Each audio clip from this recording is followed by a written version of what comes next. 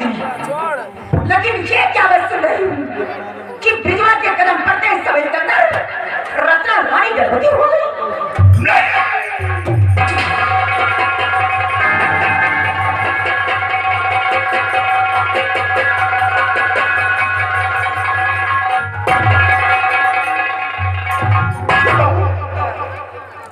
मेरी प्रिय रत्ना रानी गर्भवती, मेरी प्रिय रत्ना।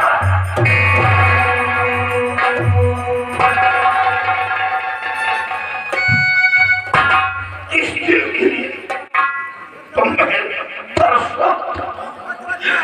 आज ये पैगाम सुनकर मैं बेहद खुश हूं। आज तो तुम्हें खुश होना चाहिए, खुश होना चाहिए। महाराज, खुशी तुम्हें होगी लेकिन मुझे नहीं, क्योंकि मैं भी गर्भवती हूँ। क्या? आपके बच्चे की माँ बनने वाली मैं भी हूँ। तुम देख रही थी बिना? ये सब गरीबों की दुआ हमारी हवेली पर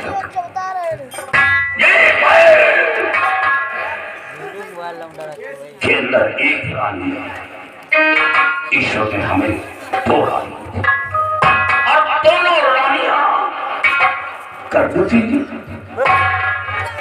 विद्वान। ईश्वर ने हमें सब कुछ दिया, कष्ट नहीं होगा, तकलीफ नहीं होगी। ईश्वर ने सब कुछ दिया, ये तो खुशी की बात। लेकिन महाराज, मैं रत्ना को गर्भवती नहीं देख सकती, नहीं देख सकती। भगवान विद्वान ऐसा मत हो, क्यों नहीं दे सकती? वो तुम्हें क्या कर देती है? तुम्हें कोई कष्ट नहीं देती, वो तुम्हारी सारी करती। और फिर उसे क्या चाहिए? सिर्फ तो की रोटी। ऐसा विद्वान ऐसा महाराज, मैं यही चाहती हूँ कि रत्ना रानी को बाहर से निकाल दीजिए, निकाल दीजिए।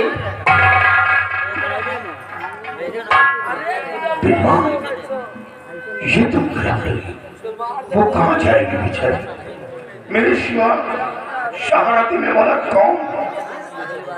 और सिर्फ खाने के लिए दो वक्त की रोटी, पकड़ने के लिए बदन पर के वक्त, रहने के लिए थोड़ी जगह चाहिए, और उसे क्या चाहिए?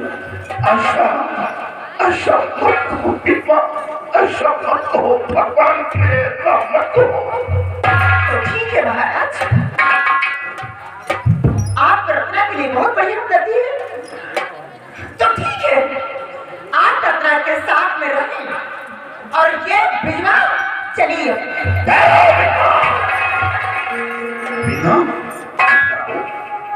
इधर आओ प्रेम, मैं तुम्हें समझा।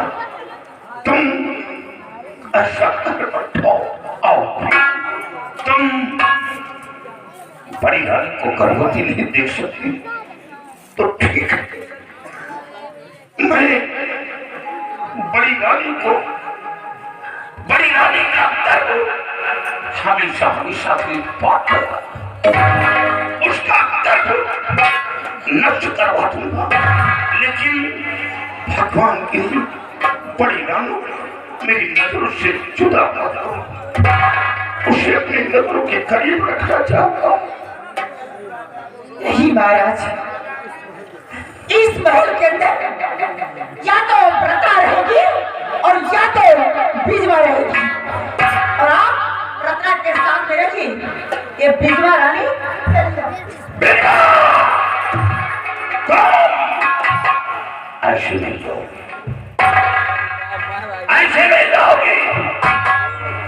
आज ऐसे जाने देता हूं तो रियासत के लोग हमें क्या कहेंगे कि महाराज अपने इश्क की आग बुझाने के लिए ऐसी लड़की से शादी की।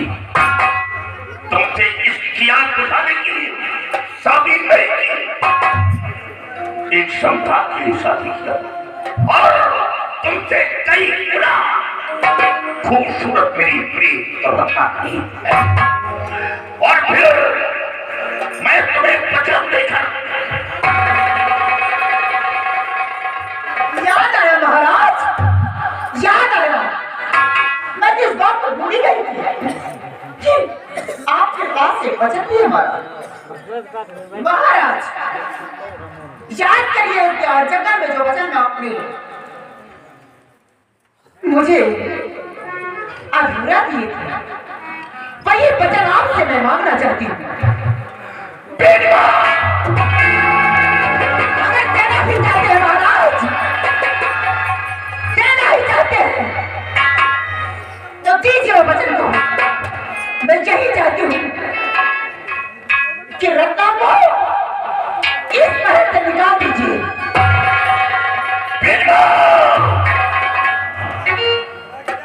एक दोस्त के भेष में दुश्मन छुपी बैठी थी।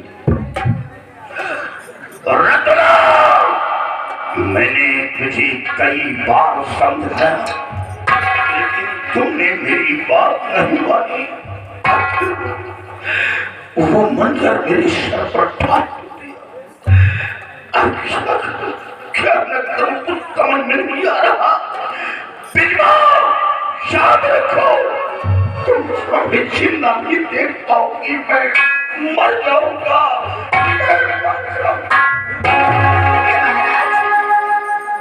अगर रत्ना के बगैर मर जाओगे तो ठीक है, आप रियासत के सामने बोलिए कि जो वचन मैंने तुम्हें दिया था बिजवा, उस वचन को मैं वापस ले रहा हूँ।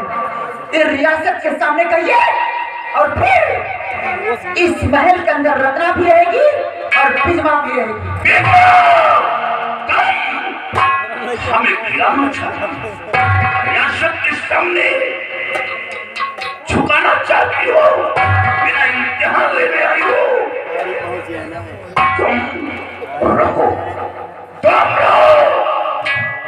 बड़ी रानी को मैं तेरे निकाल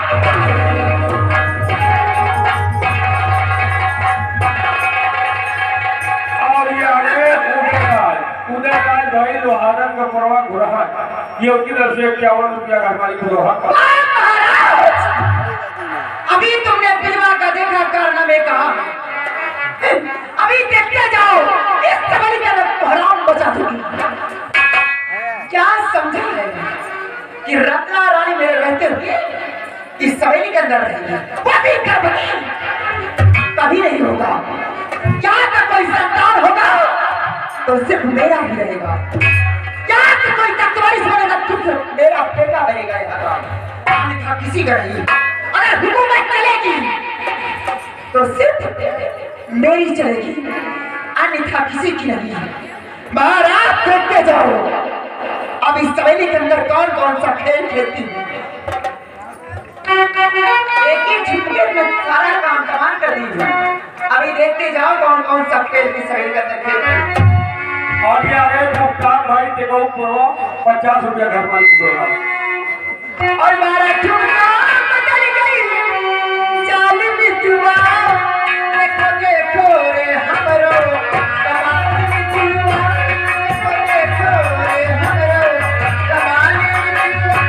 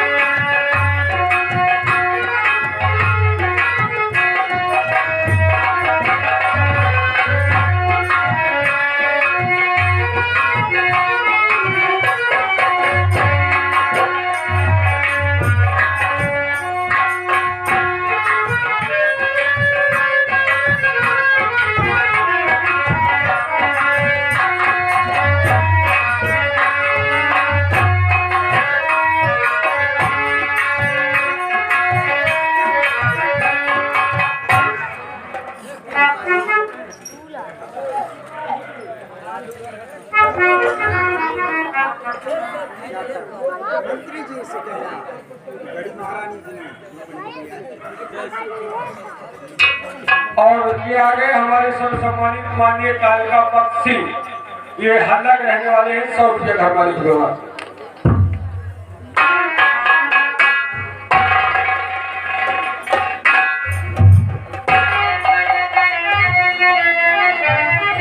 तो आपने क्यों बुलाया महारानी जी, काम क्या है जरूरी ये बतलाइए, क्या करूं आपकी खिदमत में रानी जी, कुछ तो फरमाइए, कुछ तो फरमाइए।